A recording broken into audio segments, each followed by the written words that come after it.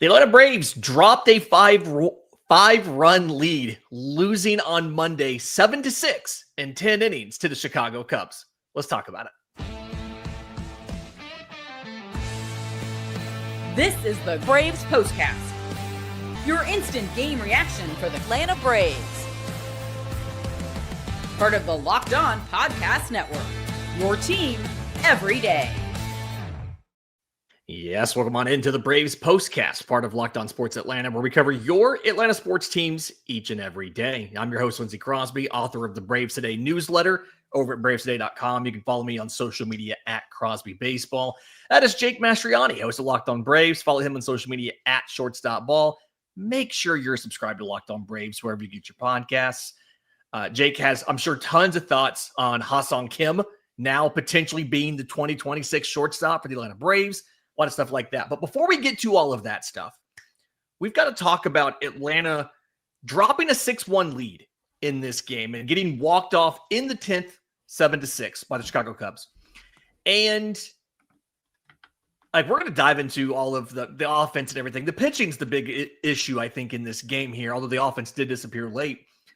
But I do want to say the one thing here, Jake, and you made this point before we hit record, at least it wasn't Dansby Swanson. Yeah, although I said that and then I thought about it a little bit longer, one of the more frustrating moments of the game was, though, the 2-out hit by Dansby Swanson against Chris Stratton that scored PCA from first after PCA put that bunt down, an 0-2 pitch. PCA puts the bunt down, gets on. Stratton falls behind Dansby 3-0. He comes in 3-1 with a middle fastball, and Dansby puts it in the gap, and they're able to score 2 and made it a 6-4 game. And at that point, you kind of knew what the Braves bullpen situation was. And that's really when I started to feel like, okay, they're probably going to blow this ball game. Yeah, I mean, this was a situation where Atlanta's really early. They looked. I'm gonna go on a limb and say good. They had 5 runs in the first 5 innings, 2-run third, a 3-run fifth. I'm sorry, they had 6 runs. They scored a run in the first. I'm sorry, 6 runs in the first 5 innings, and I think it's the first 4 or 5 runs, if I remember right, all came with 2 outs. Like Atlanta was doing the thing we've talked about. They were getting 2-out hits. They were getting hits with runners in scoring position, bringing them in, and at one point you had an inning where it was.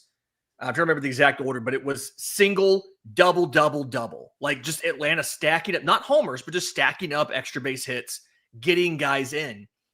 And then after the 5th inning, they just kind of stopped. And I think the big turning point in this game is outside of Taylor Rogers, Atlanta really couldn't do anything against the bullpen of the Cubs, whereas Atlanta's bullpen allowed 4 runs to score in this one after Spencer Strider got tagged for 3, and that was the difference here. On the pitching side, Hunter Stratton gives up the 1 run on 2 hits, but Pierce Johnson giving up that home run. It feels kind of clear that you can't just find a new closer and other than that, maybe run it back with this bullpen. These guys have been good individually, but these mistakes feel like they happen a little bit too often with some of the guys you have, a Dylan Lee, a Pierce Johnson, to just run it back and assume a new closer is going to fix everything. Yeah, it's frustrating when you look at this bullpen down the stretch here, and you look at guys that are actually going to be part of 2026. Like Stratton gives up a runner here, Brevia gets up a run, so what? The season's over. Those guys aren't part of the future, but Dylan Lee comes in and blows the game and takes a loss. Pierce Johnson comes in and blows the game, and they end up going on to lose. Those are the ones that just really sting. And as you said, while these guys individually, I think are solid, I think they're good, setup guys. It does, I think, just harpen the fact that they need to find some more in the offseason. Certainly can't just rest. Iggy's been great in the second half. You want to bring him back. I'm more on board with that. But even if they were to do that, still needs to be more. We don't really know what Joe Jimenez is going to look like. Kinley's been a good addition, but there aren't those guys that are just locked down. Even Pierce Johnson, I talked about this on the podcast on Monday, reviewing the month of August. Pierce Johnson didn't give a lot of runs in the month of August, but a ton of base runners, a lot of walks, a lot of hits, and was able to just avoid it. But even I said after 2024, I wasn't too sure about him coming into the season. And he's been pretty good for the most part. I'm not here to just, dig on Pierce Johnson, who again has been a solid guy, but he's still not somebody that when they come in, I'm like, oh, good, it's Pierce Johnson. We got this. And maybe most teams feel that way about a lot of their bullpen guys, but I just don't feel like, especially Dylan Lee was the only one that I said for the majority of the year, I feel that way. And now I don't. And Iggy, I think, is probably the only one right now coming in that I feel pretty decent about. So yeah, there still needs to be some moves made in the bullpen, no matter what, to help out this group. But just frustrating. I mean, again, it's a loss in a lost season, so I'm not going to lose too much sleep over it. But when you're losing games like this, and it's from people that are part of your future, that's when it does hurt a little bit more. Yeah, and something I've been kicking around, and I don't. It's not a fully fleshed out theory, so you may hear this and just think it's ridiculous, but Atlanta's bullpen kind of preference here with some of these guys. And I'm thinking about Pierce Johnson with the curveball, thinking about what we've seen from Tyler Kenley with the slider, even Dylan Lee a bit kind of being slider heavy as far as what he does. Do you think that Atlanta's preference to find a guy who has one really good pitch and just asking the reliever to lean on that pitch can result in situations like this where either a team is prepared to attack that specific pitch against them, or if they struggle with that pitch, the outing's kind of a wash? Like, it's a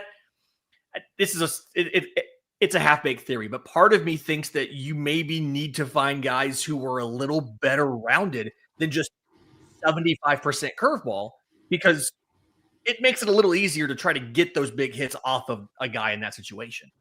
And look, the shelf life for relievers is typically very short anyway. And especially if you're not adapting and you're not changing, hitters are going to figure that out. And again, I know you've talked about it in the past. It's not like Pierce Johnson doesn't have a good fastball. I mean, it's a pretty good fastball too. So, I mean, most relievers, they're just going to have one really good. That's why they are relievers, because they really only found one good pitch that they have. And that's why they're not starters anymore. So I think that's just most relievers. I just think the shelf life for relievers, if you're not changing that up, you're not mixing it up a little bit more, that, eventually you are going to fade out. And that's why I was more for trading Pierce Johnson at the trade deadline. If you obviously was a good package to do so, just because the fastball curveball thing isn't something we generally see for a reliever that works for a long time like that, unless it's a really good curveball. And it has been for Pierce Johnson since coming over. But you just wonder, how long can he pull that trick off? And also, in his defense, he didn't go 75% curveball today. He threw 8 four-seamers, 8 curveballs, 1 cutter. Probably should have thrown more of those. But outside of that, like he wasn't extremely slanted towards one or the other. So that's kind of the surprising thing with this today. All right, in just a second, I want to talk about Spencer Strider and then the offense, because we saw disappointment late from the offense, but Spencer Strider just really has not looked like himself. And I want to break that down next, right here on the Braves Postcast. The NFL season is almost here, and FanDuel is making sure you're ready for kickoff with a can't-miss offer. Right now, new customers can bet just $5, and if your bet wins, you'll get $300 in bonus bets to use across the app. I love using FanDuel because it fits however I like to bet. Player props, same-game parlay, jumping in live as the action unfolds. There's a lot of ways to specifically go in there, and if you have a feeling about a game, the whole day's slate, to go in there and build a parlay based off of how you feel that day's going to go. It's quick, it's easy. It's the best way to add a little more energy to Sundays. So if you're ready to play, download the FanDuel app now by visiting FanDuel.com to get started. That's FanDuel.com to place your first $5 bet. Today's episode is also brought to you by our friends at Prize Picks, the daily fantasy app, where making the right call can actually pay off. On Prize Picks, being right means cashing in. With football back, Prize Picks is the simplest and fastest way to get in on the action. Just pick more or less on 2 to 6 different player projections, and you can turn your takes into real prizes all in less than 60 seconds. You can check projections like Josh Allen, more or less than 270 passing yards. Saquon Barkley, more or less than 1 rushing TD. And the best part is, even if one of your picks misses, Prize Picks invented the flex play, so you can still double your money even if you miss one pick. So download the Prize Picks app today. Use code LOCKEDONMLB to get $50 in lineups after you play your first $5 lineup. That's code LOCKED on MLB for $50 in lineups after your first $5 play. Prize Picks. It's good to be right. All right, Jake. So Spencer Strider in this one, gets the start. 5 innings, 5 hits, 3 runs. He walks 3 and he only strikes out 1. And it's a situation where when you look at what he did, 4 total whiffs, including 1 on the slider, which has kind of been the pitch that was still here for him all year, and an 18% CSW. Just really feels like he's almost taken a step back in the ability to get strikeouts versus what he was doing a month ago when he was still able to have games with 6 punch-outs, 7 punch-outs. He had 11 against the Athletics in 6 2/3. He hasn't had more than 3 strikeouts in a start in any of the last 4. Yeah, that's not Spencer Strider. I mean, no. You look at just analytically speaking, like you didn't watch the game. You just look at the numbers here. 92.1 mile per hour average exit velocity in. That's bad. 9 hard hit balls, not great. You mentioned the 18 CSW. That's quite awful, honestly. Yeah. 4 whiffs. I mean, just looking at the data, it would tell me this was an awful start. I know the results aren't necessarily terrible, 3 runs in 5 innings, but even just watching it, it didn't look good. Like it didn't look like Spencer Strider. He kept looking down at the ground. I don't know if there's something on the mound that was bothering him, or maybe he was just frustrated. I mean, so many pitches that he just kind of spiked in the dirt that just weren't coming out clean. So I don't know, but it wasn't a good start from Spencer Strider. This was a big step back for me after what we were hoping was a step in the right direction. You look at the induced vertical rate. We talked about it a lot last time. It did average, 16 and topped out at 19. So that's, pretty solid for him.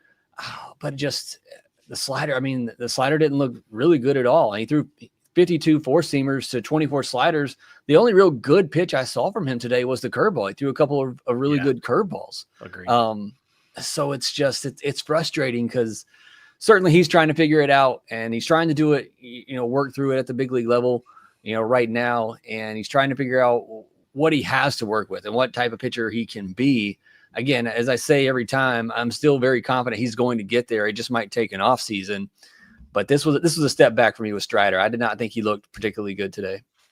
Yeah, just a little frustrating there. And then for the offense situation where some of your I'm going to call them your stars, just didn't really kind of show up today. Profar goes 0 for 5, 2 strikeouts. Ronald goes 0 for 4, does score a run, strikes out once. A lot of your production comes out of the middle of the lineup. Drake Baldwin, 2 for 3, 2 runs. He walks twice. Somebody in the chat asked, just real quick, the reason that Baldwin was pinch run for by Luke Williams, but then Sean Murphy was in the game as the ghost runner in the 10th is because Murphy had to come in the game to play defense in the bottom half of the inning. I saw it in the chat on YouTube. Wanted to just answer that real quick because it sounds like I think the implication there was that Stinker messed something up. No, Williams was not going to catch. Murphy had to come in to be the catcher. But like Michael Harris, 2 for 5, 4 RBI. Ozzie Albies 2 for 5. He draws a walk. Ozzie draws a walk. Nacho Alvarez 2 for 3. But just a lack of production from the Stars, and then really a lack of being able to get anything done late, right? They get a runner to third base, can't bring him in. This feels like the most 2025 Braves loss that we've seen so far. There's a lot of them. You had the game the other night where they out hit the Phillies, like 12 to 6 or something like that, and scored just 1 run. That's definitely a 2025 thing. But you mentioned it. I think when I look at this game offensively, look, you put up 6 runs. This one's on the pitching to me in the end, but Profar going over 5 with 2 strikeouts. Olsen had a hit and a walk, but struck out 3 times. Acuna, looked kind of bad again. Really 2 games in a row that he's looked quite lost at the plate. He goes 0 for 4 in this one. And then it was really those 3 Savali innings. Savali just rolled off the bus and came in there and threw out 3 innings. They just acquired him. He throws 3 shutout innings, only allows a hit. That was an opportunity in the game there where, you really, especially when like I said earlier, the Cubs got that hit to make it 6-4. At that point, it felt like you really needed to put another run or two on the board to give yourself a better chance to win, and they just weren't able to do that. It's Foley just kind of shut them down in the second half of the game and allowed the Cubs to come back and steal one here. So again, 6 runs from this offense. It's ultimately on the pitching, but certainly some downside offensively. I mean, the good stuff you talked about. I mean, there were 5 for 12 with runners in scoring position. You'll take that. Ozzie and Michael looking good. Nacho looking good as well. The big at bat by Jake Fraley there late in the game in the 10th inning, striking out. That's pretty tough. And then a pretty terrible at bat by Ozuna as well. So yeah, I mean, 6 runs, like I said, end of the day, you got to get your good starters. I guess I want to mention this too, not to circle back to the pitching, but Strider goes back out there for the 6th, walks the leadoff batter there. I was a little surprised he came back out, but I think it's like we talked about with Waldrop the other night. Snicker knows what he has in that bullpen, and he's trying as hard as he can not to have to go to those guys too early. And that led to another run as that leadoff runner, comes around to score. Not great. Not a great game, Lindsay. Yeah. It's hard. Well, and on the Strider coming back thing, it's kind of hard to think about. He's at 85 pitches, pulling him, after 5 at 85 pitches with the bullpen like this. That's kind of the hard part to do, is like, hey, we know we've used the bullpen a lot. If we can buy a couple more outs here. And unfortunately, it was something, you were at the middle to bottom of the order. Like, you had Ian Happ up, I think he was he was the cleanup hitter. Yeah. So you had the middle to the bottom of the order coming in. Maybe Strider gets through that okay, and it turns out he wasn't able to. All right, so Braves are back at this tomorrow. Joey Wentz versus Shota Imanaga, battle of the lefties. I don't want to speak for Jake. The big thing I'm looking for, does Drake Baldwin get another start? Because he's shown he can hit lefties just fine. He's hitting lefties, actually, I have to believe, better than he's hitting righties. I dropped a whole newsletter about that this morning over at bravesday.com, so check that out. But in the meantime, this is, again, Braves 7-6 loss in 10 innings.